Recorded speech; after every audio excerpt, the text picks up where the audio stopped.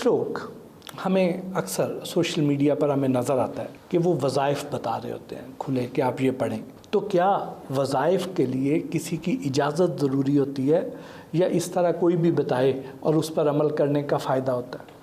دیکھیں جی، ایک بات تو پہلی یہ ہے، اللہ نے جب قرآن میں دو باتیں کہی، ایک تو یہ کہا کہ مجھے میرے خوبصورت ناموں سے یاد کرو، تو کہیں مینشن نہیں کیا کہ اجازت لو کسی کی۔ ایک جگہ یہ کہا کہ تمہارے دلوں کو اطمینان ہو ہی نہیں سکتا میرے ذکر کے بغیر، وہاں بھی اجازت کا ذکر نہیں۔ اجازت تو یہ ہم لوگوں نے گھڑی تاکہ ہمارے پاس آئے گا، اجازت لے گا، کچھ نہ کوئی مال لے کے آئے گا یا کوئی دے کے جائے گا، تو یہ اجازت تو ہے وہاں سے۔ اس میں صرف ایک ٹیکنیکل بعض اوقات ایشو آ جاتے ہیں جس کے لیے اجازت کی شاید ضرورت پیش آتی ہے۔ میں لاہور میں تقریر کر رہا تھا، میری پہلی کتاب کا پہلا لیکچر تھا اللہ الصمد۔ ایک ڈاکٹر صاحب تھے، انہوں نے پی ایچ ڈی کیا ہوا تھا ہسٹری میں، انہوں نے یہ سوال مجھ سے کیا۔ میں نے ڈاکٹر صاحب سے پوچھا، میں نے کہا آپ کیا ذکر کرتے ہیں؟ کہتے ہیں اللہ ہو کا۔ میں نے کہا گول کیا ہے؟ کہ بیٹیوں کی شادی ہو جائے۔ میں نے کہا اشفاق صاحب، ہو کہتے ہیں ویرانے کو، اللہ ہوت، مقام ہوت، جہاں کوئی روح نہیں پہنچ سکتی، کوئی مخلوق نہیں پہنچ سکتی، صرف رسول اللہ گئے ہیں، جبرائیل بھی وہاں نہیں جا سکتے۔ تو میں نے کہا ویرانہ مانگ رہے ہو اور بچیوں کی شادی مانگ رہے ہو؟ میں نے کہا تم اللہ کو یاد کرو۔ ہو کا ذکر ان لوگوں کے لیے ہے جو جنگلوں میں جا کے کرتے ہیں، جن کے بچے نہیں ہوتے، بیوی نہیں ہوتی، خاندان نہیں ہوتا۔ تمہیں میں ذکر تجویز کرتا ہوں، تم یہ ذکر کرو، اللہ کو یاد کرو، مگر یہ ذکر کرو، اللہ تمہارے لیے آسانیاں لکھ دے گا۔ میری بات سمجھ گئے آپ؟ یہ تھوڑا سا استاد سے اگر آدمی پوچھ لے، اجازت کا حکم کہیں نہیں ہے۔ لیکن کسی کو نماز پڑھنے کے لیے حکم نہیں ہے کہ تم نے پوچھنا ہے کسی سے، نہ تہجد کے لیے حکم ہے، نہ قرآن، نہ ذکر اللہ کہتا ہے میرا ذکر کرو، میری یاد کرو، اور مجھے اس طرح یاد کرو جیسے اپنے آباء و اجداد کو، اس سے بھی زیادہ۔ کوئی سی اجازت کی ضرورت نہیں ہے۔ اور اگر آپ کسی استاد سے پوچھ لیں گے تو پھر اس میں سب دعا بھی شامل ہو جائے گی۔ اس میں دعا بھی ہوتی ہے۔ دوسرا اس میں یہ ہوتا ہے سارے لفظ جو ہے نا، یہ کسی نہ کسی معاملے کو ڈیل کرتے ہیں اللہ کے نام۔ استاد کو پتہ ہوتا ہے کہ اس کی کیا ضرورت ہے، اس کو کون سا لفظ دوں گا جو اس کا یہ مسئلہ حل ہوگا۔ جیسے اینٹی بائیوٹک ہے یا کوئی دوائیاں ہیں، جب تک کہ آپ ٹیسٹ نہیں کرائیں گے وہ دوائی کارگر نہیں ہوتی۔ یہ ایسے ہی ہے، یہ بھی دوائی ہے، ذکر بھی دوائیوں کی طرح ہی ہے۔ پیر کامل کون ہوتا ہے؟ پیر کامل تو ایک ہی ہے، اور تو کوئی کامل ہے نہیں، اور وہ محمد رسول اللہ ہے۔ کامل ذات تو انہی کی ہے، باقی ہر ایک میں کوئی نہ کوئی عیب، چھوٹا موٹا خامی کوتاہی ہوتی ہے، اس لیے پیر کامل تو سرکار ہی ہے۔ جس طرح بڑے بڑے اولیاء گزرے ہیں، بڑے بڑے عظیم اولیاء گزرے ہیں، اور اب ہمیں اس طرح کے اولیاء نظر نہیں آتے ہیں، کیا ہمیں دیکھنا نہیں آتا کیا، یا وہ ہیں نہیں ہیں؟ ہائے ہائے، بڑے بڑے ڈڈے سوالے کر دیں پہ میں نا جواب دیں، کسی اور نے نہیں جواب دینے آپ کو۔ رسول اللہ نے یہ فرمایا کہ قیامت کے قریب علم اٹھا لیا جائے گا۔ لوگوں نے کہا یا رسول اللہ صلی اللہ علیہ وسلم، کیا قرآن اٹھا لیا جائے گا؟ فرمایا نہیں، علم یہ ہے جو میں لایا ہوں اور جو اس پہ عمل کر کے دکھا رہے ہیں، یہ علم ہے۔ جو وحی کے علم پہ ایکٹ کر رہے ہیں، یہ علم ہے۔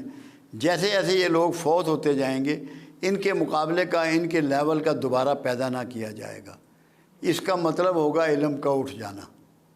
تو اب وہ لوگ نہیں پیدا کیے جا رہے اس لیول کے، اس لیے آپ کا قصور نہیں ہے، علم اٹھ رہا ہے۔ تو اب اس طرح کے اس لیول کے نہ صحیح ان کی شبیہیں ہم نے ڈھونڈنی ہو تو کیسے ڈھونڈیں؟ ڈھونڈنے کی ضرورت نہیں ہے اس کا۔ میں نے جو طریقہ کیا، میں بہت گھما، 14 سال کی عمر سے میں نکلا اور الحمدللہ رج کے دھکے کھائے، مجھے تو کوئی ملا نہیں۔ پھر دماغ میں ایک بات آئی کہ جس نے دینا ہے میں اس کے پیچھے کیوں نہیں پڑتا، تو میں اپنے رب کے پیچھے پڑ گیا، اس نے سب کچھ ہی دے دیا۔ تو آپ اللہ کے پیچھے پڑیں، کسی کی طرف جانے کی ضرورت نہیں ہے۔ اللہ سے کہیں کہ تو اپنا بندہ ملوا دے گا، کسی کے پیچھے مت جائیں، ورنہ آپ تو نمبر 1 تک پہنچ ہی نہیں سکتے، کیونکہ نمبر 1 اب جو نمبر 1 بنے ہوئے ہیں وہ روپ ہے، اور جو نمبر 1 ہے اس نے روپ چھپایا ہوا ہے۔ وہ خود ادھر لے جائے گا، چاہے وہ جہنم لے آئے، آپ کو جہاں مرضی لے جائے جی، ہمیں اس سے کیا، وہ جانے اس کا کام جانے، جس کے ذمہ ٹھیکہ ڈال رہے ہو اس سے ریکویسٹ کرنی ہے۔ تنہائی میں باتیں کرتے ہو، گاڑی چلاتے ہوئے کر لو، اللہ سے شرمانا نہیں ہے۔ سب سے زیادہ فرینکنیس اللہ سے ہونی چاہیے، ہر ویلے وہ مگر لگے رہو، وہ تنگ نہیں پیندا، گھبراتا نہیں۔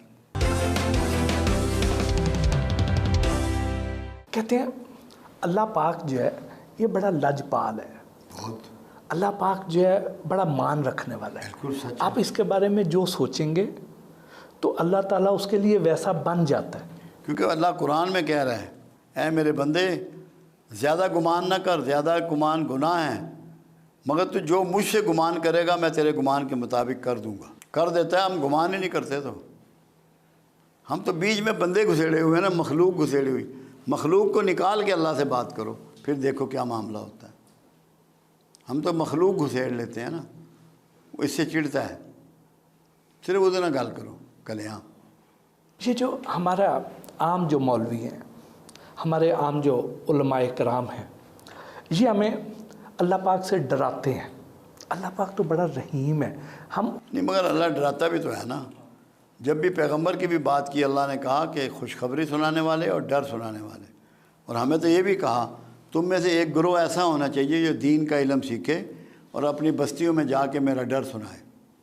تو وہ کوئی غلط نہیں کر رہے ہیں، وہ بالکل صحیح کر رہے ہیں جو ڈر سنا رہے ہیں، مگر وہ رویے کا فرق ہے۔ رویے سے ڈر بتائیں نا، پھر موج ہے۔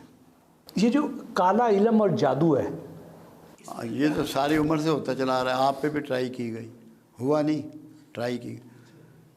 جادو تو بنو اسرائیل کا کھیل تھا، کیونکہ موسیٰ علیہ السلام کو اسی لیے جادو کا توڑ کے معجزہ عطا کیا گیا۔ بنو اسرائیل میں تو آج بھی بہت جادو ہے، اور پتہ نہیں آپ کے حکمرانوں پہ نہ کیا ہوا ہو، آپ کے بڑے لوگوں پہ نہ کیا ہوا ہو۔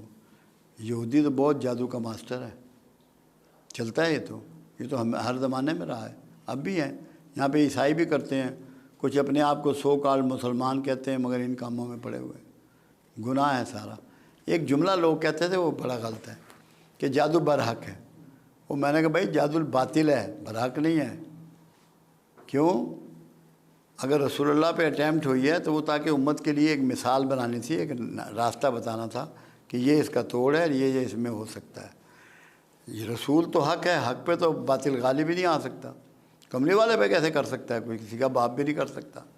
رزق میں، کاروبار میں، عمر میں برکت کا بھی کوئی وظیفہ ہے؟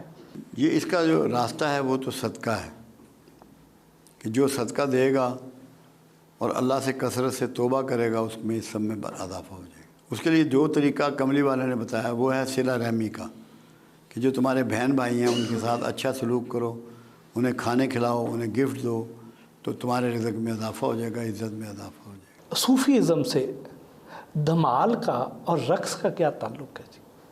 میں نے 1456 سالوں میں واحد آدمی ہوں جس نے دھمال کو ایکسپلین کیا ہے، اور اس طرح کیا ہے کہ اس سے پہلے کسی نے نہیں کیا۔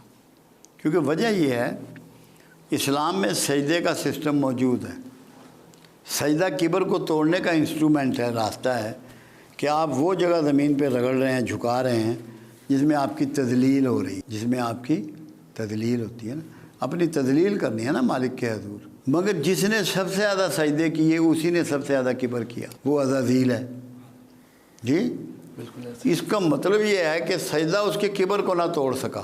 صوفیوں نے جب اس پہ غور کیا تو انہوں نے دھمال کا روٹ نکالا کہ ایسے نچاؤ اس کو جیسے بندر کو نچاتے ہیں،